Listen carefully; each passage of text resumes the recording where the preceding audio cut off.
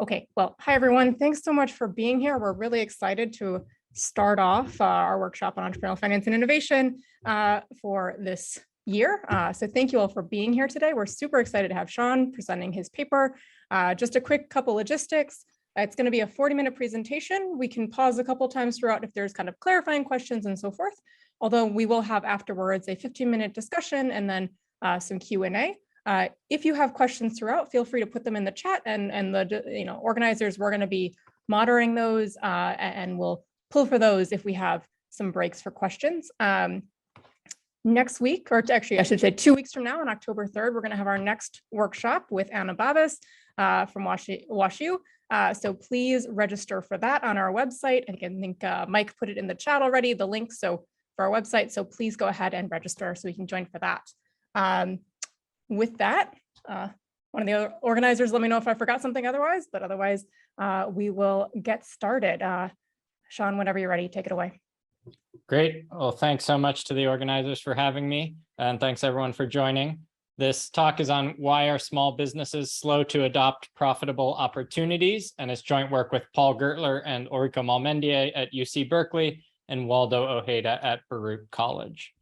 And the motivation for the paper is that we've seen that firms are slow to adopt profitable opportunities across many domains, including manufacturing, banking, retail, and healthcare, and also across various types of opportunities, including cost-saving technologies, management practices, and optimal pricing. And firms are foregoing substantial profits by being slow to adopt these profitable opportunities.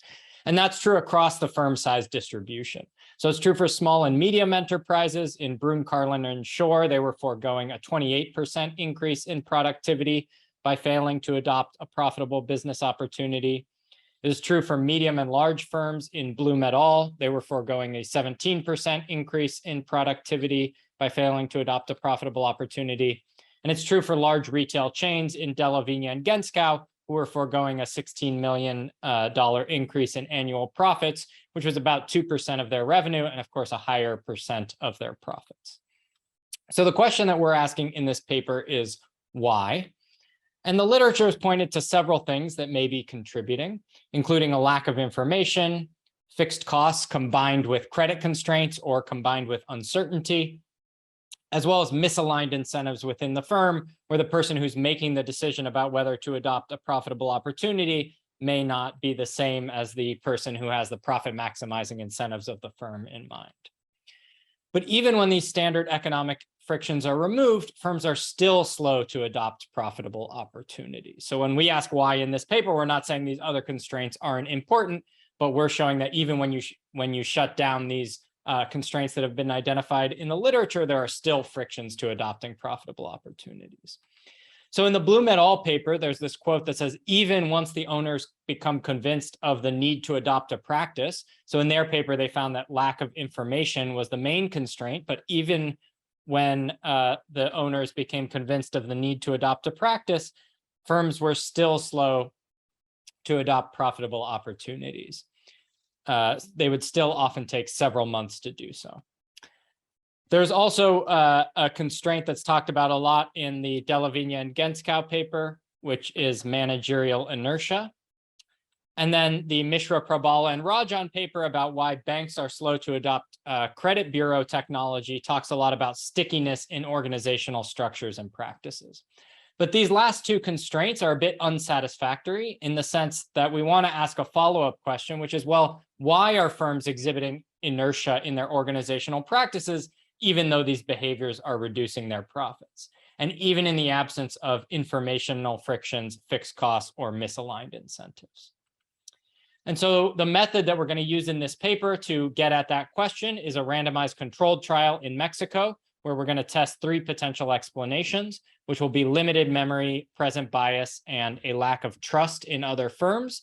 And we're also going to test for potentially distorted beliefs about these first 2, memory and present bias. What we're going to do in the RCT is offer a lower merchant fee to about 34,000 firms that were already users of the fintech payments technology. And for the median firm, the expected reduction in the fee was equal to about 3% of their profits.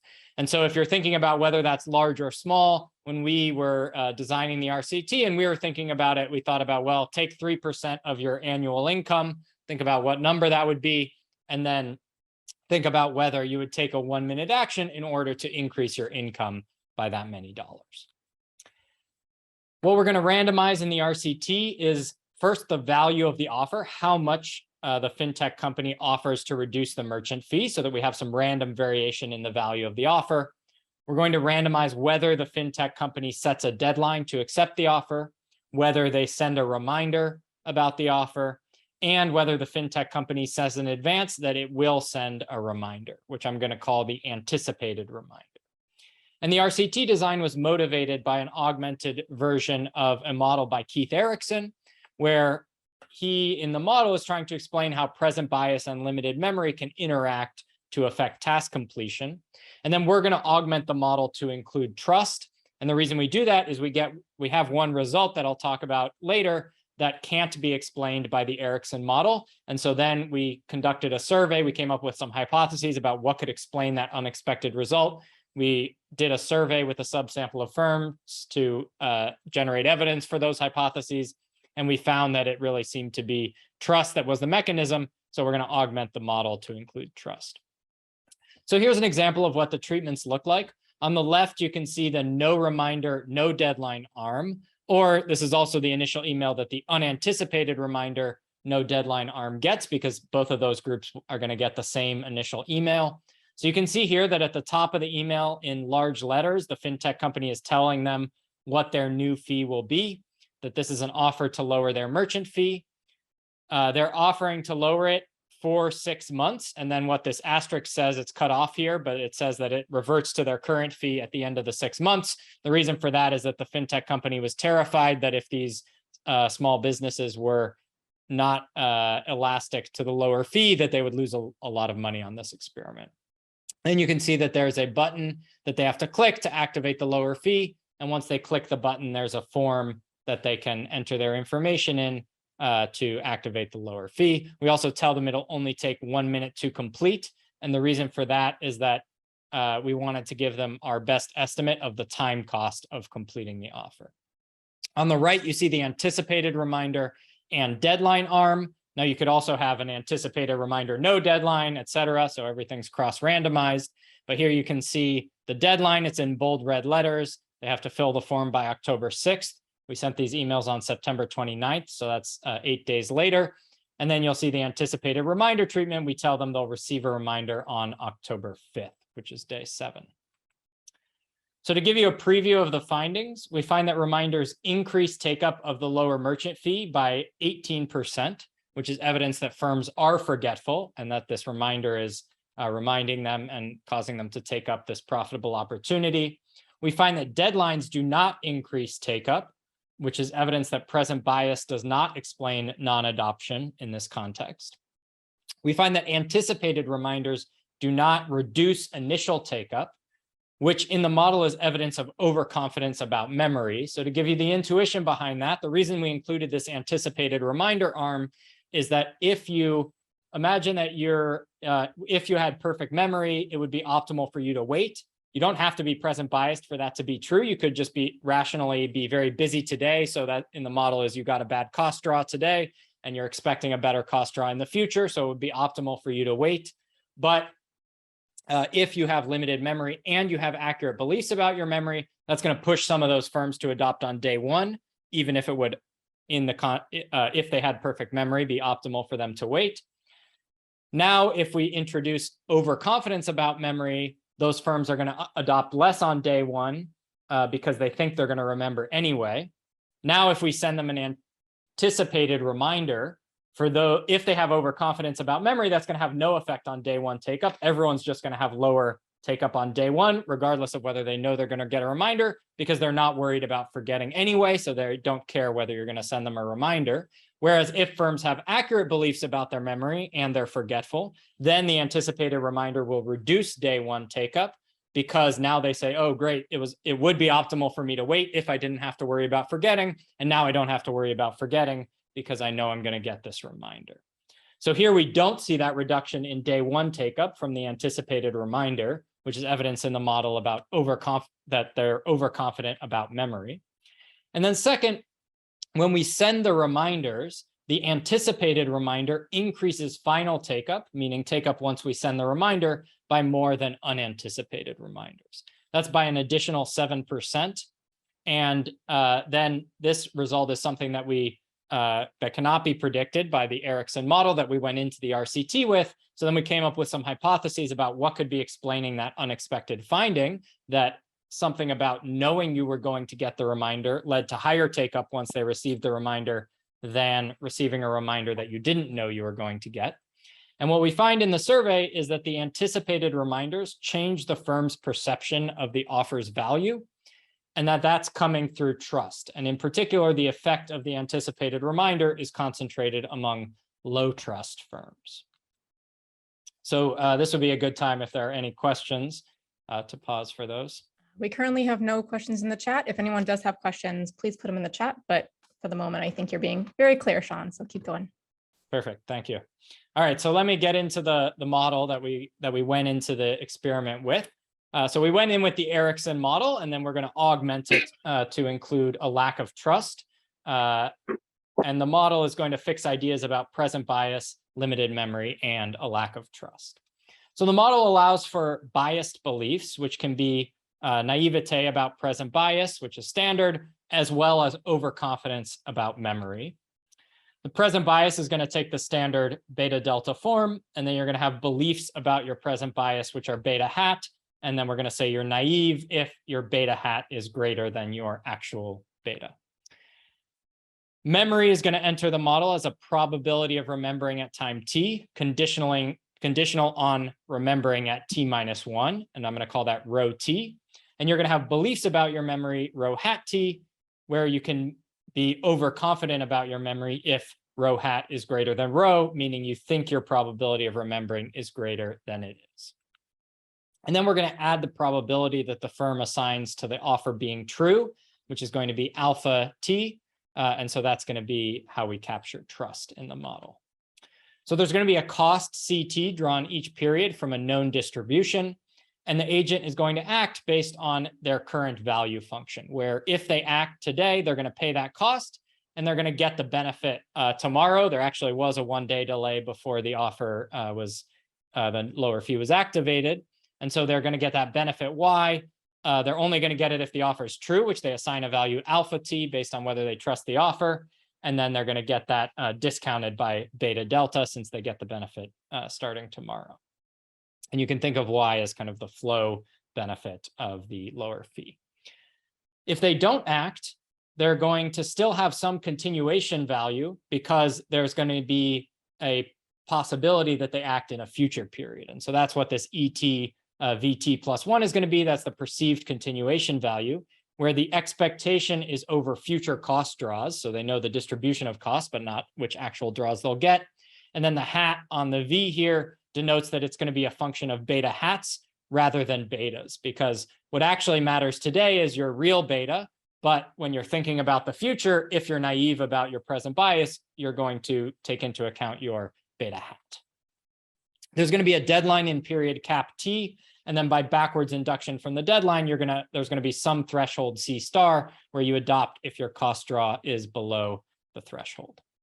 That threshold is going to be defined recursively by this set of equations, where it's going to be a function of your benefit that you get by adopting. And then this is going to be recursive because the ET of VT plus 1, where this should actually have a hat as it did in the last slide, is going to be also a function of C star T. So that's how this is a recursive set of equations.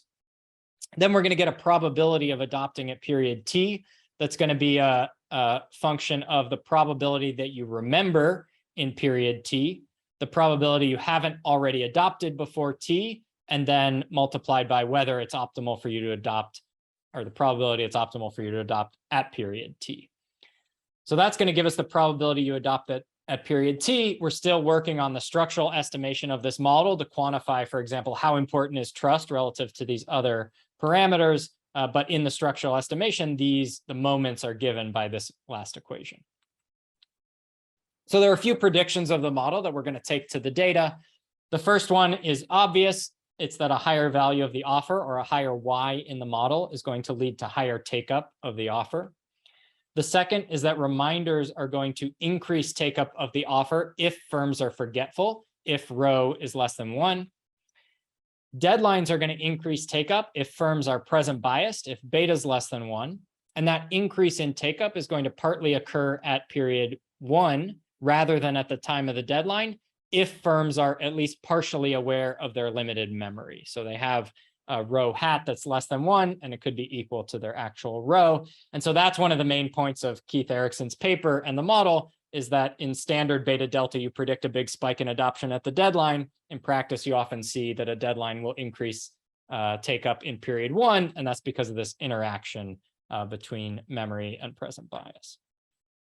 Then we have two predictions about anticipated reminders. The first is about the effect of anticipated reminders on pre-reminder take-up.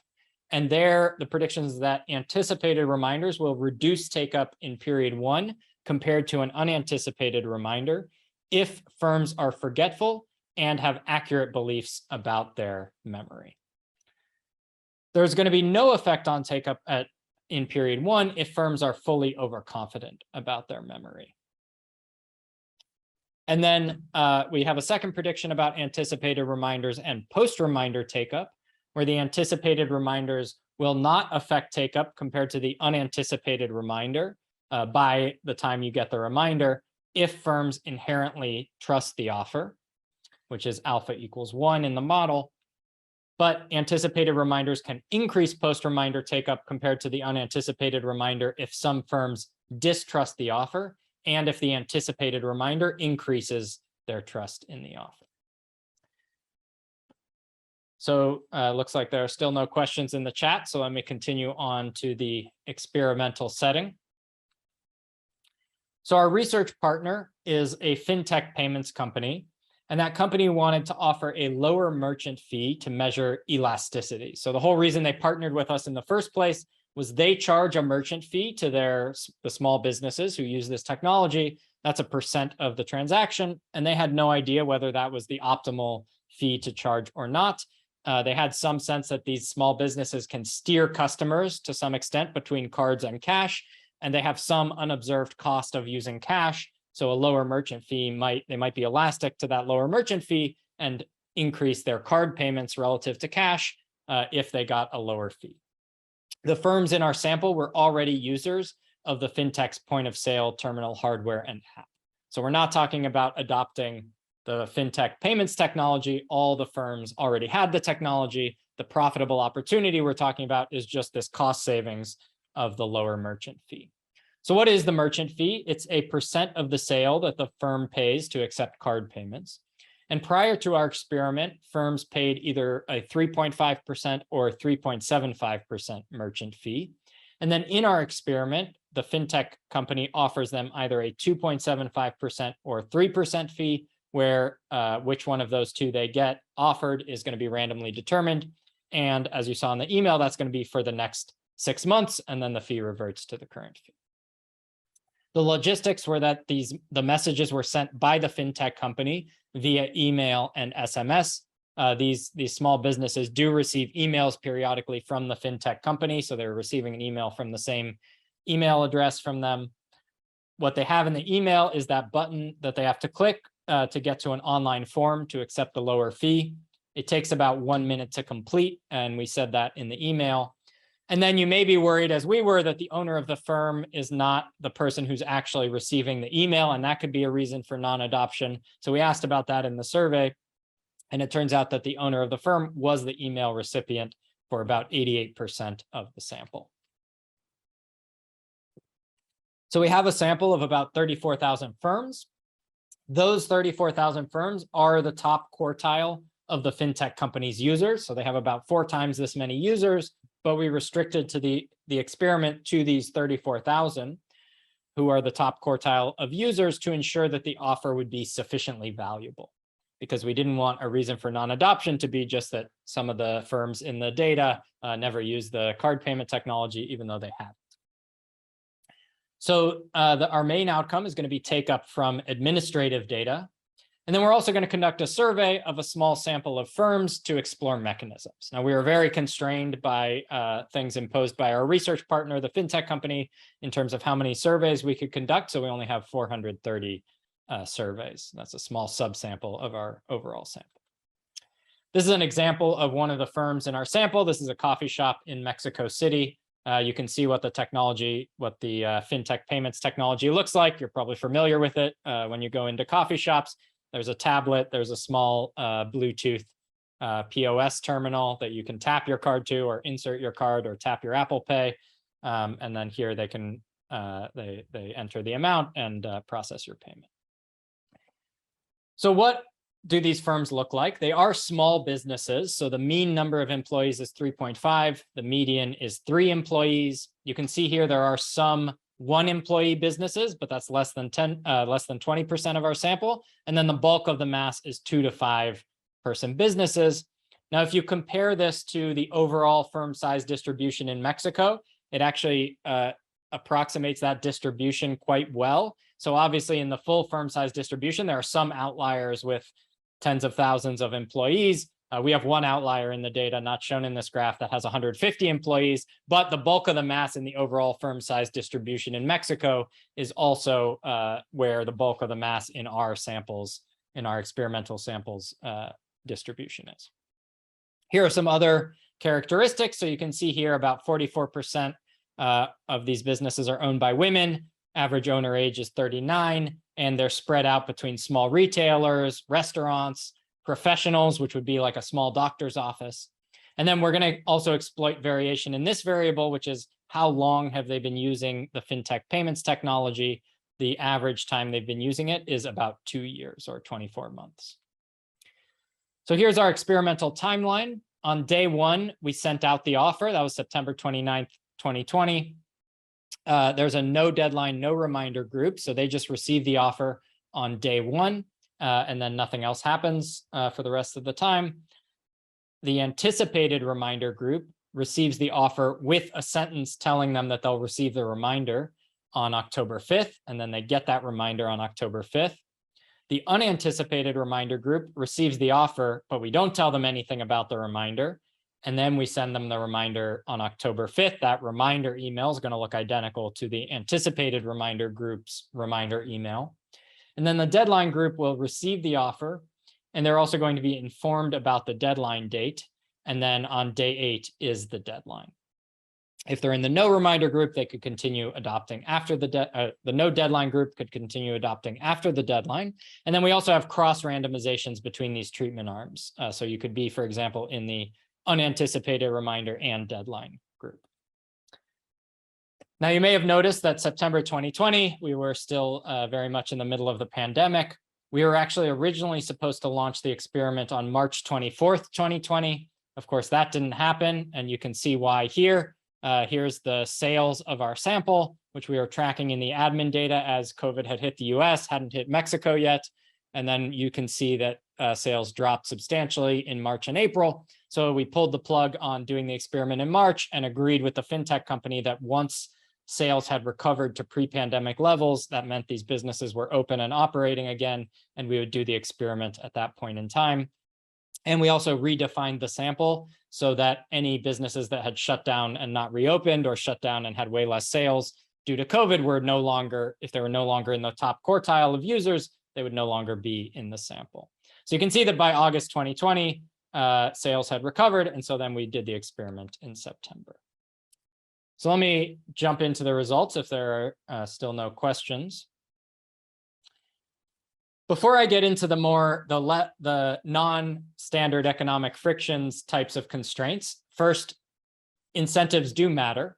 So we had random variation in the value of the offer. A 2.75% fee is a higher cost savings than a 3% fee. And so unsurprisingly, you see that take-up was higher for that larger cost savings. There's about a 3 percentage point difference in take-up between the 2.75% and 3% group. So in all these graphs, I'm going to be showing you on the left panel raw take-up rates across 2 groups, and then on the right panel, the treatment effects and 95% confidence intervals. and the regression for each day is going to be a regression of whether it's going to have all of the firms in our sample in the regression for each day. We're going to run a separate regression for each day, and the outcome is going to be a cumulative have you adopted in any day up to day X.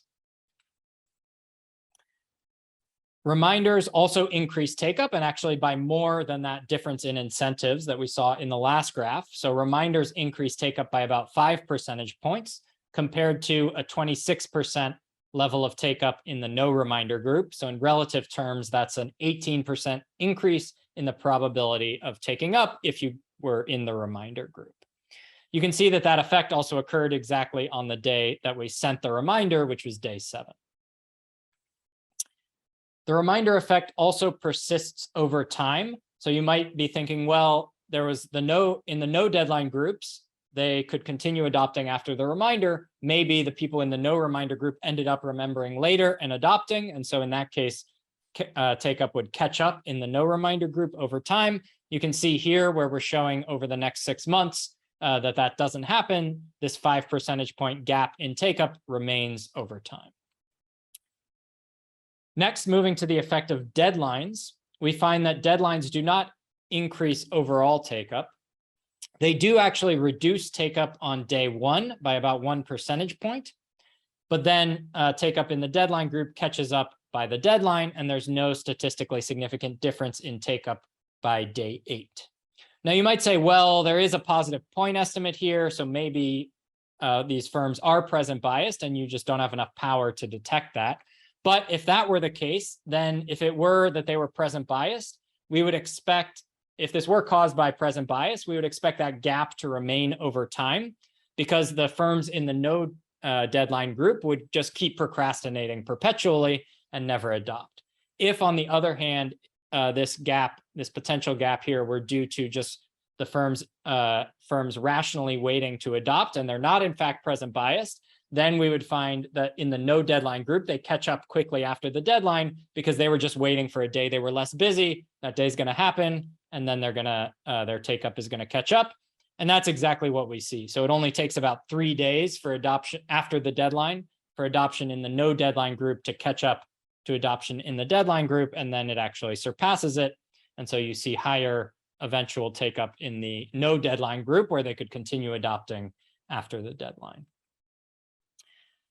Then the last set of main results is around anticipated reminders.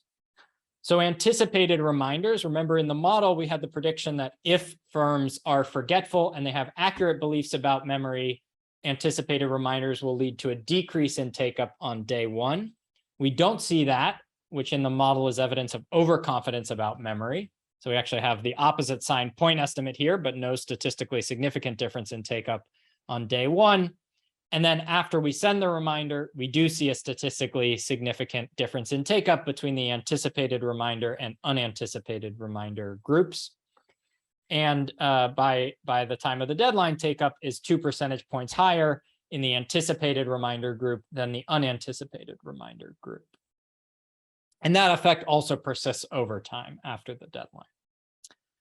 So I'm going to spend the next part of the talk talking about what could explain that effect. So that anticipated reminder effect, once we sent the reminder, was not a prediction of the Erickson model that we went into the experiment with. So then we came up with some hypotheses. Fortunately, with this experiment, we could see the results very quickly after the deadline. And so then we saw this surprising result. We came up with some hypotheses, and we were able to conduct a survey to try to get at what could be explaining this unexpected result. And so what we found in the survey, the question where you see a very clear difference between responses in the anticipated and unanticipated reminder groups, is the survey question, did the reminder change your perception of the offer's value?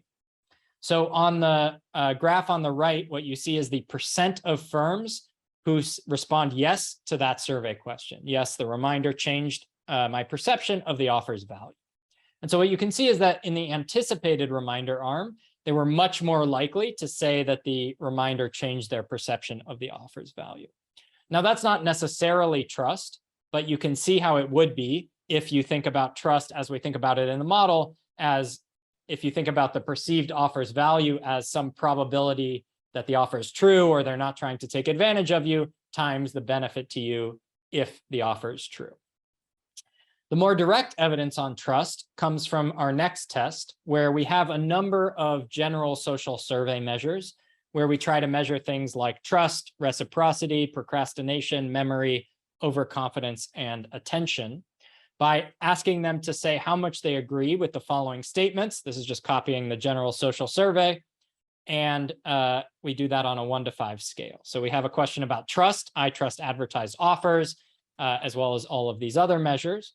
And then we're going to code a dummy as being a high level of that survey measure if they agree or completely agree with the question and low otherwise. And then we're going to conduct heterogeneity tests using those general social survey measures to see whether there's a heterogeneous treatment effect of the anticipated reminder relative to the unanticipated reminder.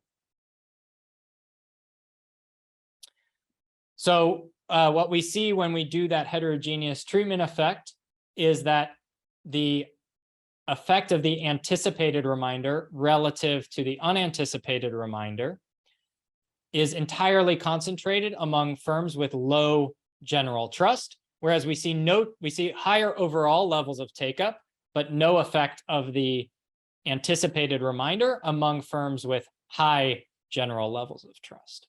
And then for all of the other social survey measures, we see no heterogeneous treatment effects. So in this top panel, we have the treatment effects separated by low and high for each measure.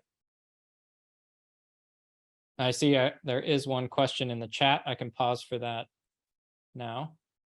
Yeah, I guess I'll just summarize the question. It's a good question of just, are you going to discuss at all kind of why so few people actually take up? There's still a very large chunk of the firms that are not taking up. Do you have an explanation for that?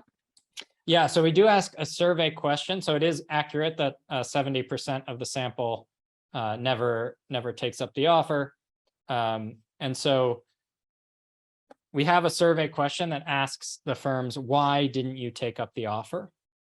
So one possibility would be, well, they just didn't know about the offer. We can do all the results I've been showing you so far were unconditional, but all the treatment effects still go through if you condition on opening the email, the first email before you get the reminder. The email open rates are somewhere around 55 to 60%. So some large fraction of those who still didn't take up may have just not known about the offer. And then among those who did know about the offer, we have this survey question asking them why they didn't take it up. The most common responses are still, I forgot, and I ran out of time. And so it seems like some firms are still, the reminder helps with forgetfulness, but not for everyone. They might still see the reminder, but be super busy when they see it and then still forget, or they might respond, I forgot, because they're in the no reminder group. So forgetfulness is still a main constraint, even with these treatments. And running out of time, you might just think of as they're busy every day. Maybe it's also really that they forgot and ran out of time. And so those are the two most common ones. I can show that bar graph later. We do still have about 10% of those who didn't take up saying that they didn't really trust the offer. They thought it was a scam or a fake offer. So trust, again, is coming up among those. So even if you got the anticipated reminder, you might still not, that's going to move the needle for some firms, as we're seeing here, but not for all the firms. So that's another reason. And then we see some people say, well, I didn't think it was a valuable offer. So that's another reason. I can show, I don't have a button to that bar graph on this slide, but I can show that as well once we get there. Okay, so here was the result for the anticipated reminder, where we see the effect is concentrated among low general trust firms. We can also do this same test for the unanticipated reminder, because remember, we had that large treatment effect of reminders in general. And when we do that, something that's reassuring about this being a valid test is that we see the effect concentrated among those low memory firms, as well as high procrastination firms. So this is the effect of the unanticipated reminder relative to no reminder at all. So there, you might think, well, even just a reminder could increase trust. We don't see evidence of that in this test, but we do see something that kind of validates this type of test, which is that the effect of the reminder is concentrated among firms reporting low general memory. Then there's one more test that we can do on trust going back to the administrative data. So those results I just showed you are only on the survey because that's where we measure those survey measures. And so that's limited to our 430 firm sample. We can go back to our 34,000 firm sample in the administrative data and test for heterogeneous treatment effects based on how long they've been using the technology. So the idea there is that the longer that you've been using this particular fintech payments technology, the more interactions you've had with this fintech payments company, the more likely you would be to trust the company. And so that's what we're doing here. And what you can see is that the longer they've been using the technology, overall levels of take-up are higher, but there's no treatment effect, which is the difference between the blue line and the red line. Whereas if we go to the below median, the firms who have been using the technology for the below median amount of time, there we see a heterogeneous treatment effect where overall levels of take-up are lower for those firms, which validates this hypothesis that they're likely to have lower trust in the fintech company. But we see a treatment effect of the anticipated reminder for those firms who have been using the technology for less time. So in my last 5 minutes, I want to move to what the fintech company was really interested in this experiment, which was the elasticity of electronic payments. So the whole reason that they partnered with us was to measure these firms' elasticity with respect to the fee. And so the way that we do that is that we run a regression where we have some outcome, which can be log of sales or number of transactions, or a dummy variable for making at least one sale at the firm by month level. And these are sales, these are not overall sales, these are sales through the fintech payments technology. Then we're going to have firm fixed effects, month fixed effects, and then an interaction between a treated dummy for the firm and a post dummy saying whether it's in a month after we offered the lower fee. Standard errors are going to be clustered at the firm level. And then this regression that I'm showing is going to give you an intent to treat effect, but not everyone who was offered the lower fee took it up, as we saw. So to calculate a treatment on the treated effect, we're going to replace the treated by post interaction here with an adopt by post interaction. And then we're going to instrument that with the random variation we have, which is interacting treated by post. So here are the intent to treat results. You can see that being offered the lower fee increased electronic sales by about 11%. It also increased the number of card transactions by about 3%, and it increased the probability of using the technology by about 1 percentage point, using the technology at all in a particular month. Then if we go to the treatment on the treated results, you see that taking up the offer led to an increase in electronic sales of about 40%. And so on average, this fee was reduced by about 20% across everyone who was offered the lower fee. And so that's going to be an elasticity of about -2. So in the end, offering this lower fee did lead to an increase in the revenues of our fintech payments technology because the firms were very elastic to this lower fee. They do have some unobserved cost of cash where they prefer transacting through cards when they have a lower fee. And so they shifted into more card transactions. We also see an increase in the probability of using the technology at all of about 4 percentage points. And a substantial part of that is coming from churn, where these firms who are getting offered the lower fee are less likely to just stop using the technology entirely over time. We want to write a second paper about this, exploiting our random variation in the lower fee about this elasticity, because we have this other interesting survey result where we ask this open-ended question: what impact has this promotion had on your business? And in response to that open-ended question, we then go and code up all the responses. And even though it was just that general, broad, open-ended question, about 25% of the firms say that they stop surcharging their customers now that they have a lower fee. So they used to pass through the lower fee to customers who wanted to pay by card. And now that they have a lower fee, they find it optimal to just absorb the fee themselves. And so for those firms, it's greater than 100% pass through of the cost savings to their customers, because they used to charge them the 3.75% fee. Now they're not charging them any fee to pay by card. And so we're looking in the admin data.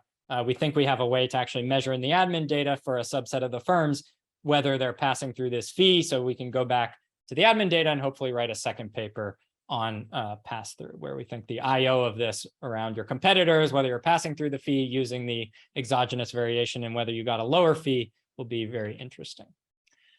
So to conclude, we find evidence that forgetfulness, overconfidence about memory, and a lack of trust can prevent firms from adopting profitable opportunities.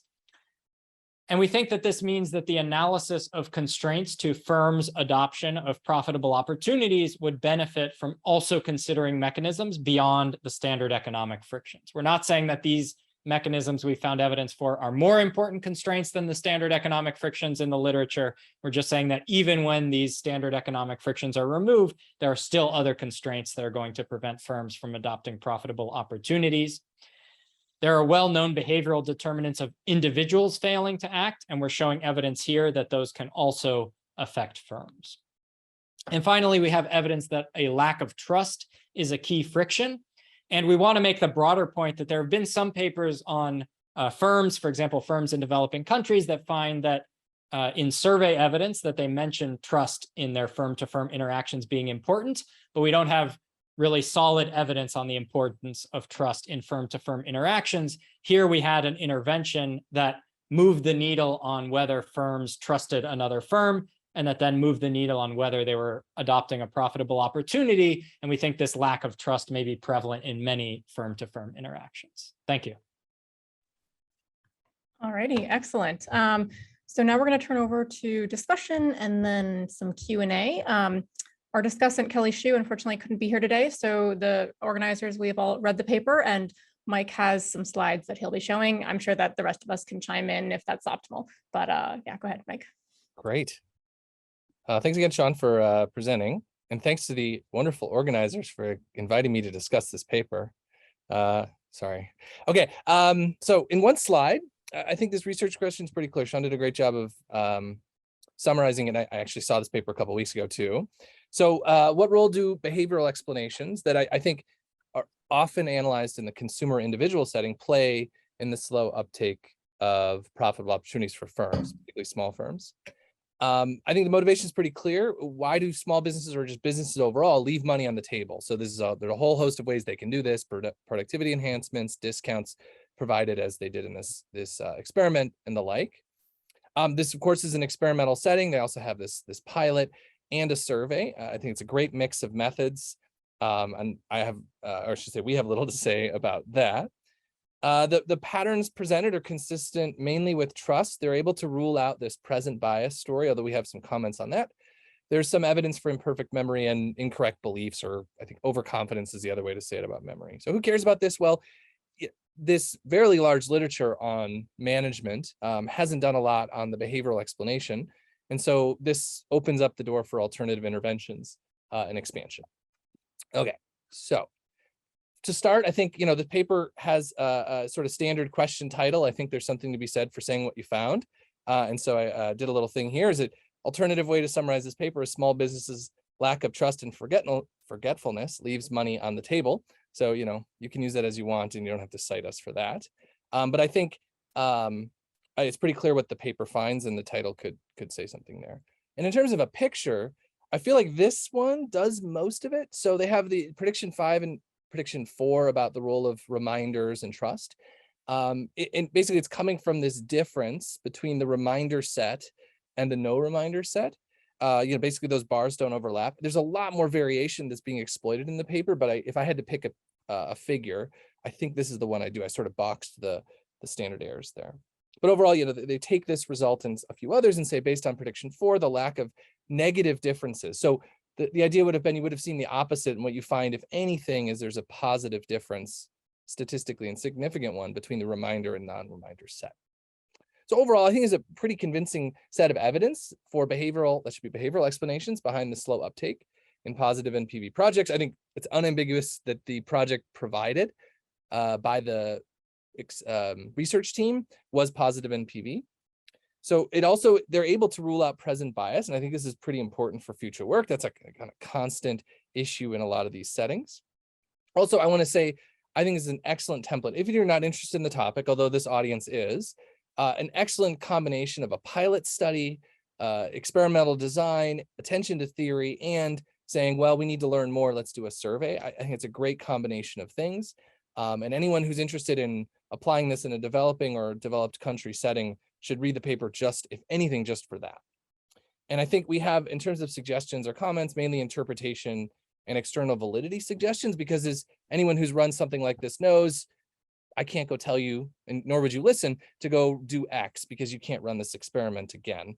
And so we're going to focus more on how we might sell the results. So there's 4 comments. I know Sean got this number 1 before, but the role of person versus firm, and tied to that is a combination of facts about even the sort of highest treatment firms have less than 100% treatment, and there might be something one can learn about person firm there. The present bias test we have some comments on, and then finally, what exactly do we mean by distrust in this setting? So to start, I guess I'll speak for myself. When I think about a firm, generally I tend to think about more than either a founder, an individual, sole proprietorship, or an incorporated firm with one person juggling a lot of things at the bottom, or take the broader view and you have multiple individuals, often with a major decision maker, CTO, CFO, and the like. And so those are 2 frameworks to have in mind. In this setting, someone's answering an email provided by the payment processor, and there's an open question about whether the treatment is affecting the individual or the firm. And this is important, and there's only so much the authors can do about this, but the authors appeal to individual consumer level tendencies in the beginning of the paper. So it's part of the pitch, saying we can learn from that. But the goal is to test explanations at the firm level. And of course, I mean, this is a good set of firms, but these are small firms, right? Less than about 1,000 in credit sales per month. And so the issue one has with this paper, I think, is just how much are we testing the person receiving the email versus a firm decision at the whole. And this is a general cost of anyone who wants to study a small firm, be it one employee / manager or a few employees. You're going to have this tension. And I just think the paper can do more, either discussion or heterogeneity tests. And related to that is basically this 100% uptake, right? So you might expect, if this was truly a positive NPV project, that there should be at least some set of the firms that take it. The authors are clear that this may not be the case, right? I've highlighted from the paper here, they may not have seen the messages, they may have been busy, and there's a lot of heterogeneity, how much sales are on the credit channel, for example. And I think there's an opportunity to explore heterogeneity in the sample on some of these dimensions. Of course, you can't see busyness, to explore the firm versus person channel. So my view is, if we think about someone being very busy or not seeing the messages, that seems like it's more person rather than firm. And I just wonder if there's some opportunity to exploit that variation in whatever way you can to tease this out. So that's the first suggestion. Next, present bias. So what is this? I had to remind myself of this friction reading the papers. Is you could choose a small reward today over a larger payoff later. But if we basically take those payoffs and just shift them uniformly forward in time, the choice switches, right? That's the basic experimental way one sees present bias. And the paper finds limited evidence for this. And the way to see this is basically deadlines don't matter too much. But one issue here is that the take-up itself is not super costly, right? It's like 1 minute. I think the authors tested this out. So do we actually expect present bias in this setting? And perhaps the less than 100% for the control suggests that it is actually maybe costly, right? Just to go back, we've got busyness. We have, I guess busyness would be the big one here, is they're so busy that this small percentage change isn't a big deal. So I guess just discussing the present bias ruling out vis-a-vis the low cost. And I guess the issue is the authors have a kind of high bar here, right? If you're going to rule out present bias, we'd like to do it in a very positive way rather than a null hypothesis or a zero result. So that's just a suggestion. So trust is the key punchline in the paper. So I'm going to just quickly quote the authors here. So how do they define inter-firm trust? In italics here is another company will perform the actions that will result in positive outcomes and not take unexpected actions that will result in negative outcomes for the firm. So we got to sort of, you'll do what you say and you won't screw me over, right? And this is, of course, in the expected value. I think this is technically the net value, right? What they find is the higher take up in day 8, which is at the end of this window, in the anticipated reminders group, suggests that prediction 5 actually have a trust issue, basically, and that the reminder tells us something about that. So there's no debate here. I just wanted to highlight and set terms. I think there's an issue here with kind of understanding what distrust means in this and other small to medium business settings. So I think the first thing is we're studying firms that have already formed a relationship with the payment processor. So we've got a sort of positive selection on, we should think they already trust them.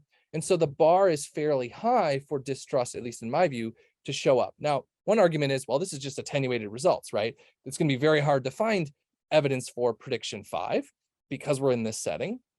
I would just like a little bit more discussion on that. The proposed transaction is basically fill out a form for a discount.